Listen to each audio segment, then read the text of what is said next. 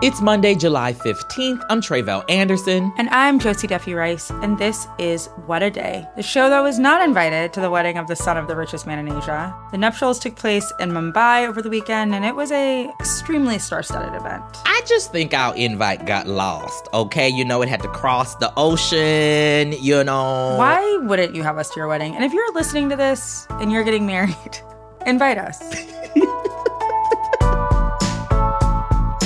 On today's show, Israel kills dozens of Palestinians in a strike on southern Gaza. Plus, we remember celebrities we lost over the weekend. But first, on Saturday evening, a gunman attempted to assassinate former President Donald Trump at one of his campaign rallies in Pennsylvania.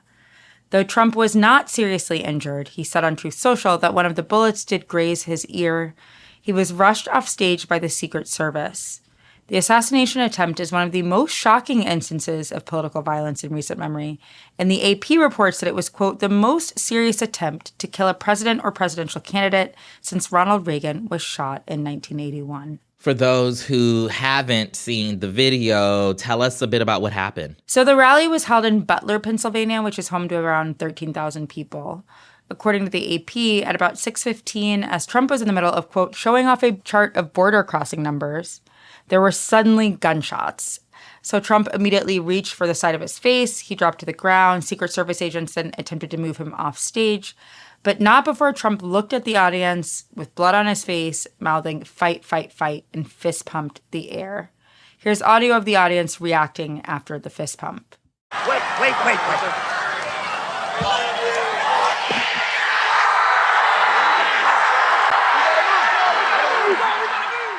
He was then taken to the hospital. The Trump campaign said the Republican presidential candidate is, quote, fine. Donald Trump Jr. said in a statement that his father was, quote, in great spirits. While Trump was not seriously injured, one person was killed in the shooting. Rally-goer Corey Kemper-Ator, a 50-year-old former firefighter who lived in the area, was apparently killed after he tried to shield his wife and daughter from the bullets. 2 other rally attendees were injured in the shooting and are now in stable condition. The shooter was also killed by the Secret Service immediately following the incident. And what do we know about the shooter? Who did this? The shooter was identified as Thomas Matthew Crooks, a 20-year-old who lived in Bethel Park, Pennsylvania. And it's not immediately clear what, if any, political ideology may have driven him to commit such an act. Like, he was a registered Republican, but had apparently donated $15 to Democrats in 2021. According to the New York Times, Crooks had a limited presence on social media. He worked as an aide at a nursing and rehab center and seemed to have no criminal history. Law enforcement has said they believe he acted alone, but investigation into his history and motive is still ongoing. Authorities do know that the AR-style rifle used in the shooting was legally owned by his father. And after the shooting, authorities reportedly also found and disarmed a possible explosive device in his car. Okay, and now how was this gunman able to actually shoot at the president, right? We always hear about these rallies having tight security. Yeah, that's a good question. And on Sunday, in response to the shooting, Biden called for a, quote, independent review of the Secret Service's security measures. But what exactly happened is not yet clear. The BBC interviewed one rally-goer who claimed that they saw the shooter and tried to alert law enforcement, but he said that they were too slow to respond. We could clearly see him with a rifle, absolutely. We're pointing at him. The police are down there running around on the ground. We're like, hey, man, there's a guy on the roof with a rifle. And the police are like, huh, what? You know, like they didn't know what was going on. It's worth noting that this is an ongoing investigation. The AP reported that a local police officer who had been alerted to the shooter attempted to climb onto the roof where the shooter, Thomas Matthew Crooks, was like hunched waiting. Crooks then pointed his rifle at the officer, and the officer then climbed back down the ladder. According to the AP, Crooks then quickly fired at Trump. And as you might imagine, the response from elected officials has been universal in condemning the act. Here's President Biden in an address from the Oval Office Sunday night, calling on all Americans to de-escalate the political rhetoric. There's no place in America for this kind of violence, for any violence ever, period. No exceptions. We can't allow this violence to be normalized. You know, the political record in this country has gotten very heated. It's time to cool it down. We all have a responsibility to do that. And that's really the tone that we've seen from Democrats, especially calling on folks to unite in this moment and declare political violence as unacceptable. And at the same time, others have noted how the hateful rhetoric of this campaign season, often espoused by Trump and his surrogates, have contributed to a heightened political temperature that could lead to something like this and endangering the safety of not just our electeds, but countless others.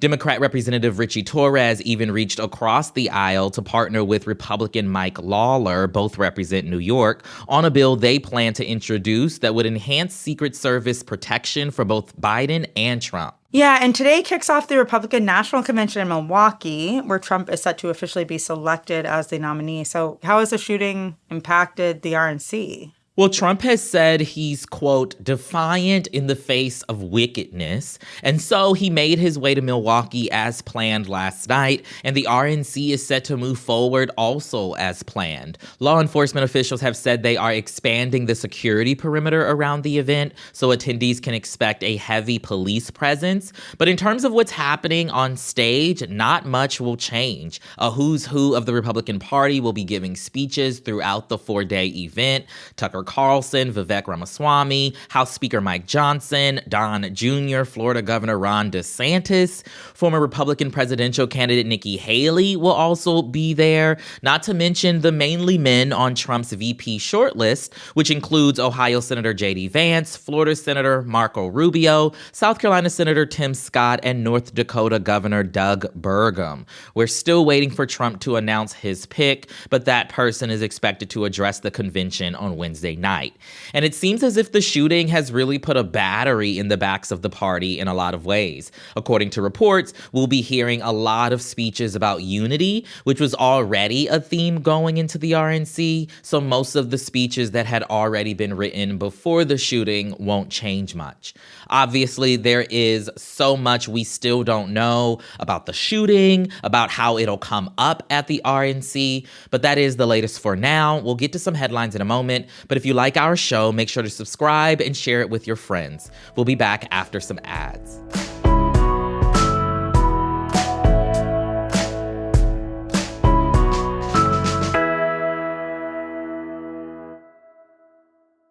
As a chef and a restaurant owner, I'm as meticulous about my cookware as I am about my ingredients. That's why I love Made in Cookware. Each pan they make isn't just designed to perform, it's crafted to last. As a mom, I love that I can trust Made In.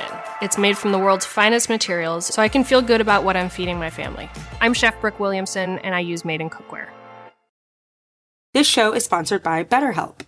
I obviously love a little Instagram or TikTok break, but social media can have a really big impact on your mental health. It can have you envying people, make you sad, make you angry. And that is why I go to therapy. Therapy can help you focus on what you want instead of what others have. Yes, I used to use BetterHelp. It was a great opportunity to be able to start therapy before going to an in-person therapist. And listen, it helped me out a whole lot during the pandemic. Listen, y'all know we all was losing our minds. Yeah, if you're thinking of starting therapy, give BetterHelp a try. It's entirely online. It's designed to be convenient and flexible. Yes, just fill out a brief questionnaire to get matched with a licensed therapist and switch therapists anytime for no additional charge. Stop comparing and start focusing with BetterHelp. Visit BetterHelp.com/WAD today to get 10% off your first month. That's BetterHelp, HELP.com/WAD. I mean to fight this war and win it. House of the Dragon is back for season 2, and so is the official Game of Thrones podcast. I'm Jason Concepcion. And I'm Greta Johnson. Together, we are going to be talking about every new episode of the HBO original series, House of the Dragon. The second season starts Sunday, June 16th, but new episodes of this podcast start on May 22nd. Listen directly on Max or wherever you get your podcasts. Good. To war, then. Now let's wrap up with some headlines. Headlines. An Israeli strike killed at least 90 Palestinians, including children, in southern Gaza on Saturday. Israel was targeting Hamas's military chief, Mohammed Deif, striking an area that the Israeli military had declared safe for hundreds of thousands of Palestinians. The Israel Defense Forces are still investigating whether they killed Deif, who's been in hiding for decades. The IDF did confirm the death of Deif's believed deputy, Rafa Salama, during the strike. Hamas says Deif survived the strike and condemned the, quote, horrific massacre, according to the AP. Israel, Hamas, and many other diplomats are still working to secure a ceasefire deal, and it's unclear what this weekend's attack could mean. Prime Minister Benjamin Netanyahu has maintained that Israel will not stop fighting until all of its military objectives have been fulfilled. The number of customers without power in Houston fell below 400,000 on Sunday, according to the city's main energy provider. CenterPoint Energy said that it restored power to 1.8 million customers over the weekend. That's about 80% of the outages caused by Hurricane Beryl. The company also released a new power outage map that indicates which areas have power and when customers can expect to have their power restored. But many Houston residents say it's not accurate. CenterPoint has not released an estimate for when all of its customers will be back online. Less than 2 weeks before the Olympic Games began, demonstrators took to the streets of Paris on Sunday to honor the hundreds of Ukrainian athletes who have died since Russia began its invasion in 2022. France's Union of Ukrainians held the march to pay tribute to those who were lost, including some of whom served as soldiers on the front lines of the war. The vice president of France's Union of Ukrainians said on Sunday, quote, "These athletes were killed at a time when they could have been training to be chosen for the Olympic Games. Russia did not give them the choice to train and go to Paris." The International Olympic Committee drew backlash last year when it said that Russian and Belarusian athletes would be allowed to compete in this year's Games amid the war in Ukraine. But the committee has banned them from attending the opening ceremony. And finally, it was a sad weekend in Hollywood with the deaths of some major stars. On Saturday, actor Shannen Doherty passed away at the age of 53 after a nearly decade-long battle with breast cancer. Doherty was best known for starring in and being fired from the hit shows Beverly Hills 90210 and Charmed. But her final act was candidly documenting both her battle with cancer and the many public ups and downs of her life on her podcast, Let's Be Clear. Like when she talked about what her own funeral might look like on an episode with her best friend. And there's a lot of people that I think would show up that I don't want there. Right. Like, I don't want them there because the reasons for showing up aren't necessarily the best reasons. Like, they don't really like me.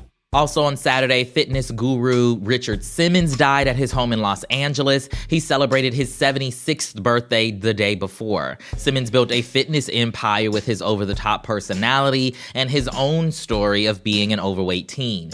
He helped countless people lose weight and eat better. And on Friday, we lost famed sex therapist Dr. Ruth Westheimer at the age of 96. Westheimer, popularly known as Dr. Ruth, was a Holocaust survivor. She rose to fame in the 1980s with her call-in radio show, Sexually Speaking. She went on to host a handful of TV shows and write dozens of books. Here she is during an interview with CBS's Sunday Morning back in 2002. I'm very conscious that many people are alone. So that's why I talk about masturbation. If you feel that sexual tension, go out, buy a vibrator. It doesn't have to be the one that I'm suggesting. It can be any vibrator. I know that's right. Westheimer was also one of the first people to use her platform to champion gay rights and talk about the AIDS epidemic. In case you want to know more about Dr. Ruth, there is a fabulous documentary on the Hulu about her life and her work. I will be watching that. So good. And I will be repeating the Shannen Doherty mantra of, even in death, there are people I don't fuck with. I love that. I was so inspired. Icons all around, all three of them. Icons all around. And those are the headlines. One more thing before we go. In case you missed it, all 8 episodes of Killing Justice are out now on Apple and Spotify. Catch up on the episodes now as host Ravi Gupta follows the reporting and legal fallout from the death of a prominent Indian judge and examines the conflicting evidence to answer how one man's death has become a magnet for the increasingly polarized politics in India. Listen on Apple or Spotify now, or join the Friends of the Pod community for ad-free episodes at crooked.com/friends. That is all for today. If you like the show, make sure you subscribe, leave a review, binge watch Charmed, and tell your friends to listen. And if you are into reading and not just wedding guest lists like me, What a Day is also a nightly newsletter, so check it out and subscribe at crooked.com/subscribe. I'm Josie Duffy Rice. I'm Tre'vell Anderson. And invite us to your wedding. What are you waiting on? We're great. We'll dance. We'll party. I'm the best dancer. If the music's good, though. I'm not. I'm not. But I'm enthusiastic. And that's what matters. That is what matters. I agree.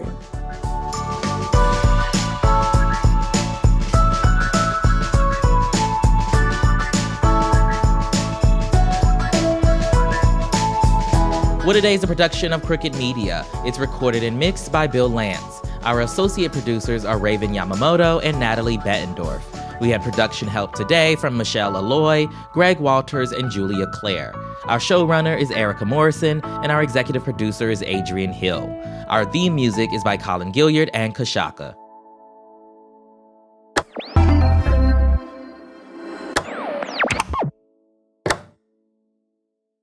As a chef and a restaurant owner, I'm as meticulous about my cookware as I am about my ingredients. That's why I love Made in Cookware. Each pan they make isn't just designed to perform, it's crafted to last. As a mom, I love that I can trust Made in. It's made from the world's finest materials, so I can feel good about what I'm feeding my family. I'm Chef Brooke Williamson, and I use Made in Cookware. Shop chef-quality pots and pans at madeincookware.com. If you're shopping while working, eating, or even listening to this podcast, then you know and love the thrill of the hunt. But are you getting the thrill of the best deals? Rakuten shoppers do. They get the brands they love with the most savings and cash back. And you can get it too. Start getting cash back at your favorite stores like Levi's, Fenty Beauty, and Macy's.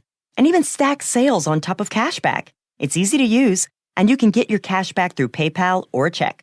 The idea is simple. Stores pay Rakuten for sending them shoppers, and Rakuten shares the money with you as cash back. Download the free Rakuten app and never miss a deal. Or go to Rakuten.com to start getting the most bang for your buck. That's RAKUTEN.